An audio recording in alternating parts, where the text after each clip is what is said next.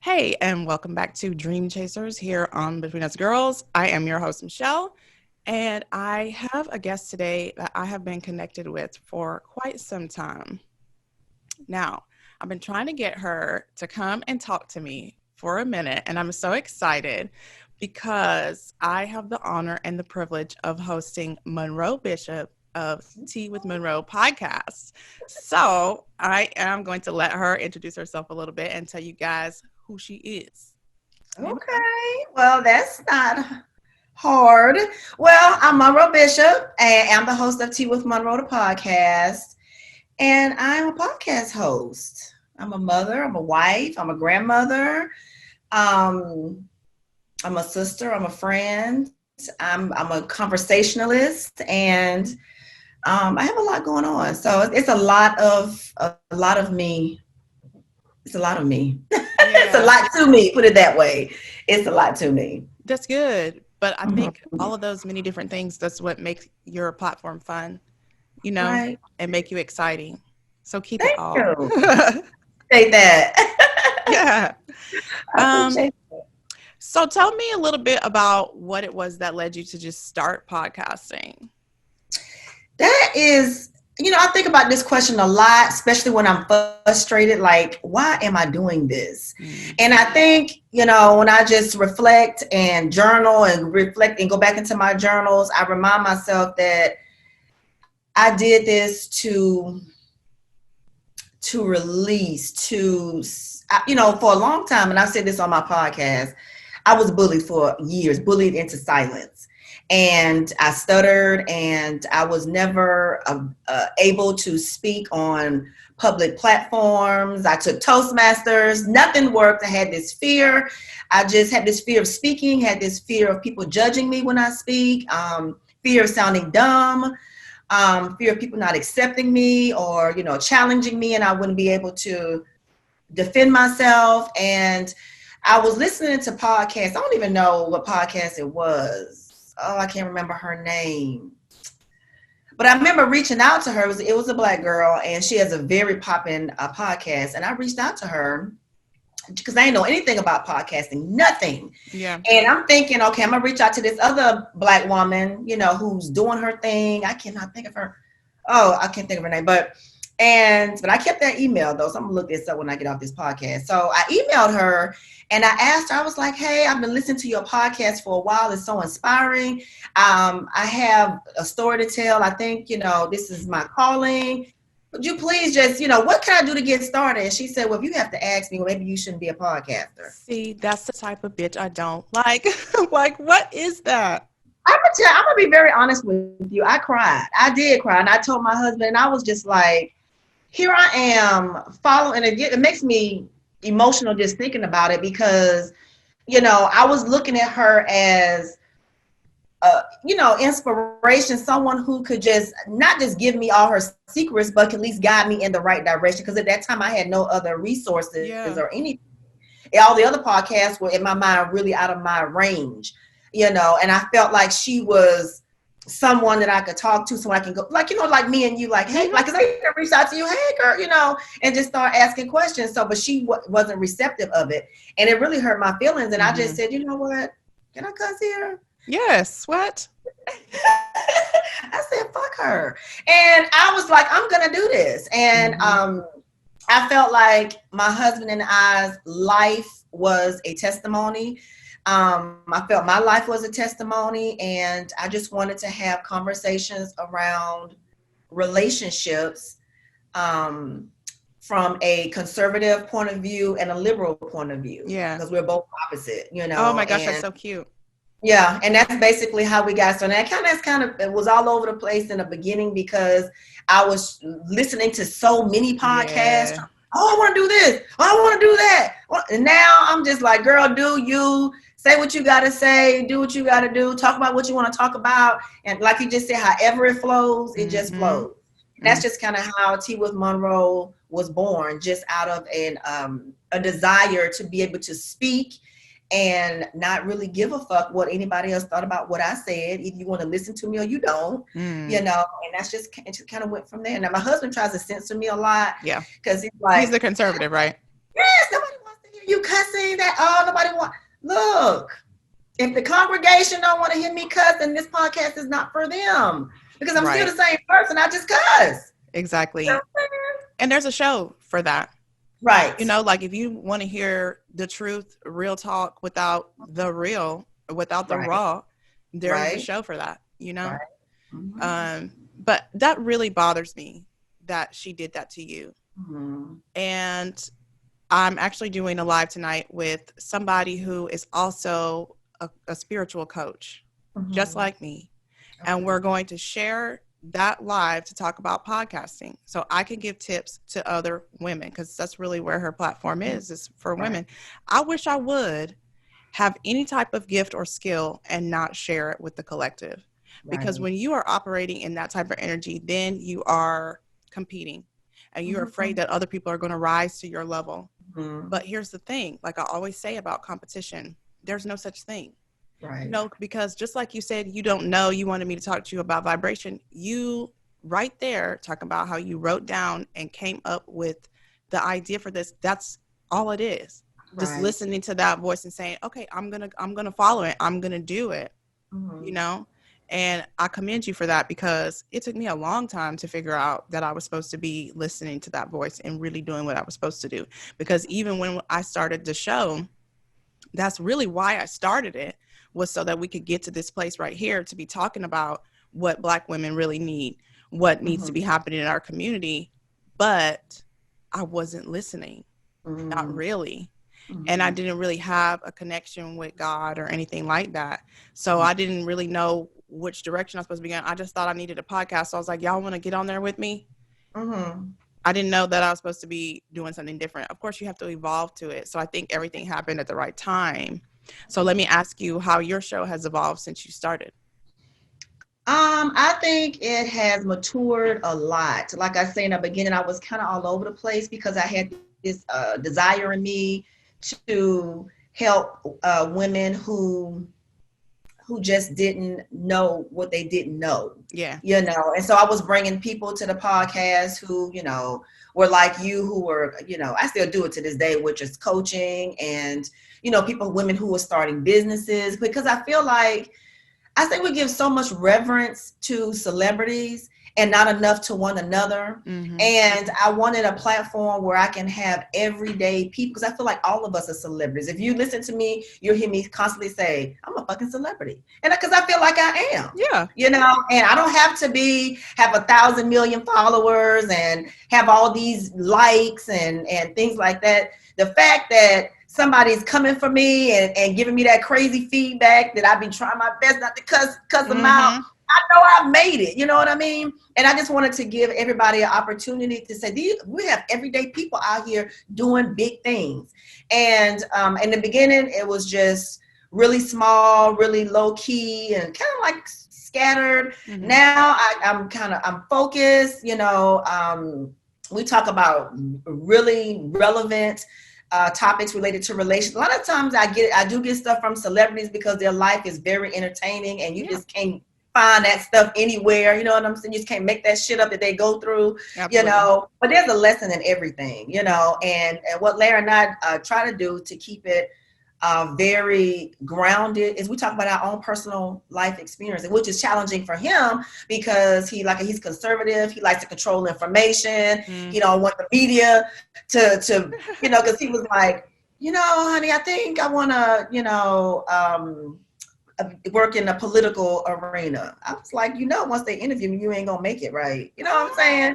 That's my, you know what I'm saying? So it's just like we're just so transparent and honest about our lives, and I think people appreciate that, because a lot of times you get a lot of fluff and big fancy words and Mm-hmm. just these lives that are just so beautiful. That's not my life. You know what I Yeah. mean? So when I come up against a topic and I give my opinion about it, it's coming raw, it's coming real. It may be based on experience, maybe based on ignorance. I don't know. But whatever it's coming from, you're gonna get it. So I think we've evolved, you know, um, greatly since the beginning, and I still do tap into women, life coaches, people who have businesses, how they got started. Because I just want people to know that they can do it. You know what I'm saying? Because for a long time I doubted myself and held myself, and I still do. I still do. I still I struggle with those mean, things. come on, But like I do too. right. Yeah. I I mean, do I too. Like, talk myself out of everything, but I just keep pushing and keep persevering. I remember, I think one time I had came to you, was like, girl, I think I'm finna quit. And you was like, yeah, podcast is not for the faint of heart, that's for sure. And I sat on did that I for the say that? longest. Yes, I I was mean, sat on it's that for real the though. longest. And I was like, you know what? I ain't going out like no punk. I'm finna sit this out. I'm finna make this thing. I don't give a darn if I got 5 followers, 10. I'm just Mm-hmm. finna make, because I'm doing it for me. You know Yeah, what I'm saying? I'm doing it for me. So at the end of the day, if I had to choose to walk away, it's not because you're not listening or you're not paying yeah, attention. It's because it's no longer serving me. yeah. And I think really that was why that show that we had ended, because it Mhm. was just not fun anymore. We did not all share the vision. You Right. know, the mission wasn't the same for everybody, and that's okay. Like, It is. it Mhm. hurt my feelings at first Right. because I was like, oh man, that was my baby. Look at Hmm. all my work Hmm. just crumbling. But Right. again, like I said, I have other work that Hmm. I'm meant to be doing, Right. and I can use this platform to do it. You can. Exactly. And had we not had that good show, I never would have this space to Right. do it. Because really, what my desire is for this network production, whatever the hell I'm calling it, because I'm still teeter tottering back and forth between the two, Right. is really to give Black women the space that they don't have elsewhere to talk about the things that they want to talk about to a new audience. Because Right. I'm sharing my feed with whoever wants to come and post their stuff there, you know? Right. Because I mean, what am I going to do with all of those listeners by myself? You Yeah. know, like Mm-hmm. I feel like I could easily be like, yeah, I Mm-hmm. did it. Right. That's not what it's about, you know? Exactly. I don't ever want it to be like that. But I think that is like the relationship that you and I have had really since the beginning Mm-hmm. has been an anomaly in this Right. arena. And I think, and I was going to ask you what you thought the hardest part of being a Black woman in the podcasting arena is, but you already really answered that in speaking on the way that that sister that you talked to have responded to you. I think Mm-hmm. that is one of the hardest things that we face is that fear of competition instead of collaboration, which is what we really need to be doing. Right. I mean, it seems to be very territorial. And so, what I started doing, I don't know if it was last year, year before, because I was so embedded in the podcast, I was not networking.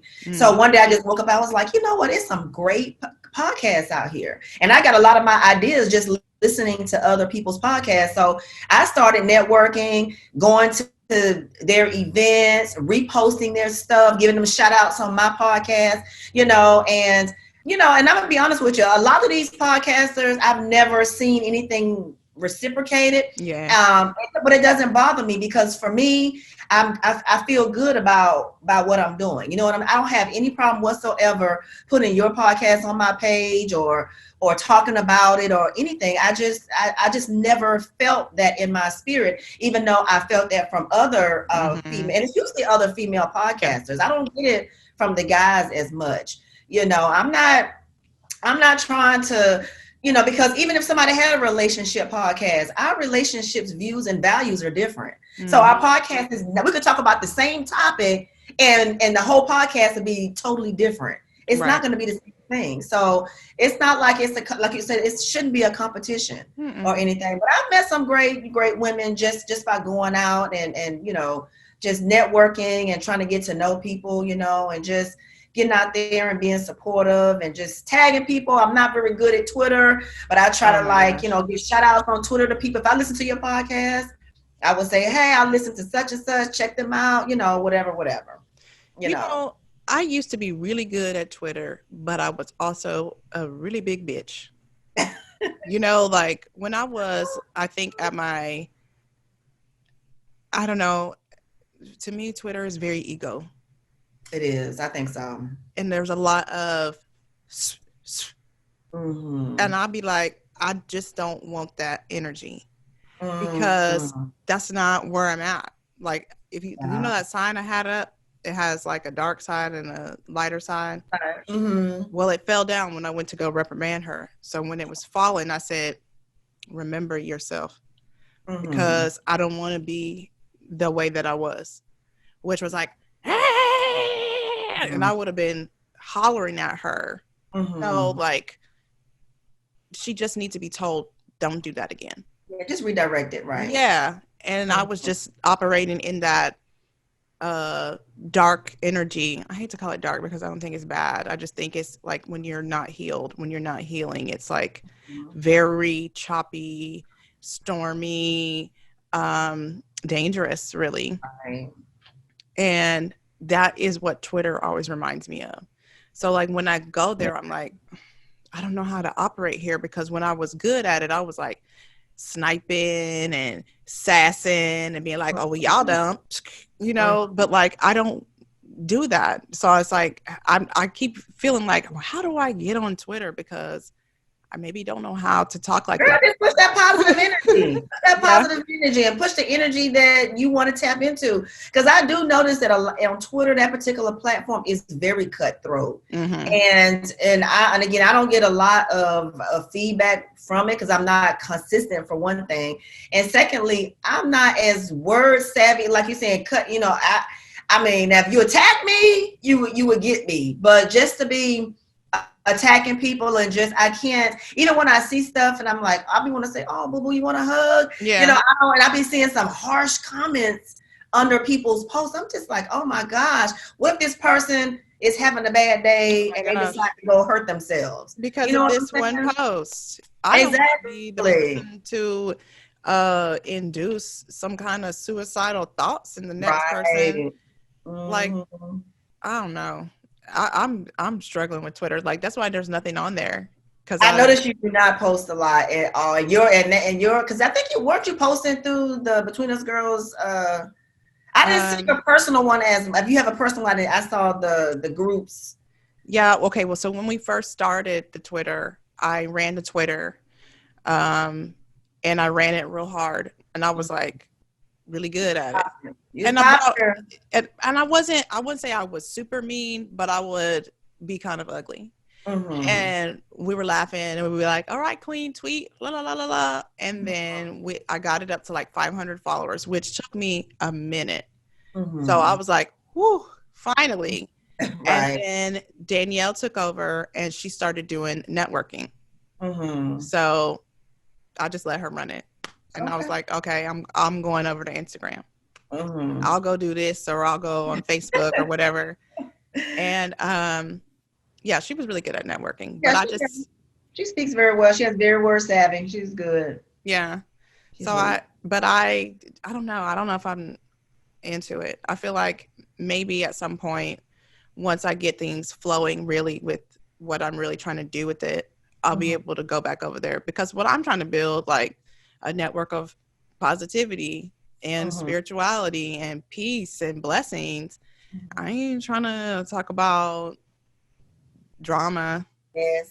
Yeah, like I Mm-hmm. even struggle to have like hot topics now, because sometimes I feel like that can get messy too. And I mean, Mm-hmm. there's a time and place for it, and I'm not trying to make myself seem like I'm so above all that. And that's not true. It's just that because I'm committed to changing that part of myself that was kind of really stuck in Right. that, I try not to do things that will encourage that bad behavior in me. I I mean, other love people can that. do what they want to do. I love that because I made a decision in October of 2019 to change as well. I've never been the type of person to just really just like you, I just had these bitch tendencies, Hmm. and I gravitated to women who Also had them bitch tendencies. yes, Yeah. and it had me, and see, I was bullied, so I was very cognizant in school not to pick at people who were less fortunate or who had ailments or who had dressed a certain type Right. of way because I was that person. Mm-hmm. But I became the bully eventually Mm-hmm. with some of the people that I was around.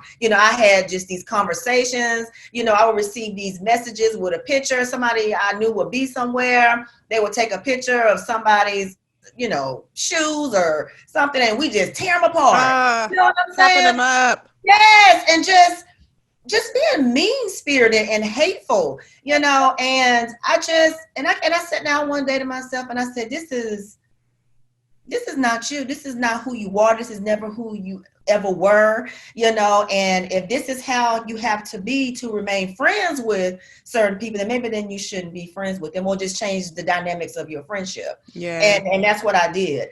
I stopped talking about people. I'm very even careful about receiving too much information when Mm-hmm. someone is talking to me about themselves. Yeah. If you want to talk to me, I will, if you want me to listen, if you want my advice, I ask you, you want my advice, you want me to listen. I'm pretty open, but once you tell me, girl, go about my business. You know what I'm saying? Mm-hmm. If I give you advice, I give you the best advice that I can give you. And then, but in the past, I'm calling another girlfriend, bitch, guess what? Such and such. Right. And just making a mockery and making fun of people's lives that Mm-hmm. didn't deserve it. And I'm a woman. You know what I'm Yeah. saying? We go through some shit. It may not be the same shit, but Yeah. we go through stuff. And there's no fun in making fun of somebody's decision, the way they handle something in their Right. life. You know what I'm saying? And Yeah.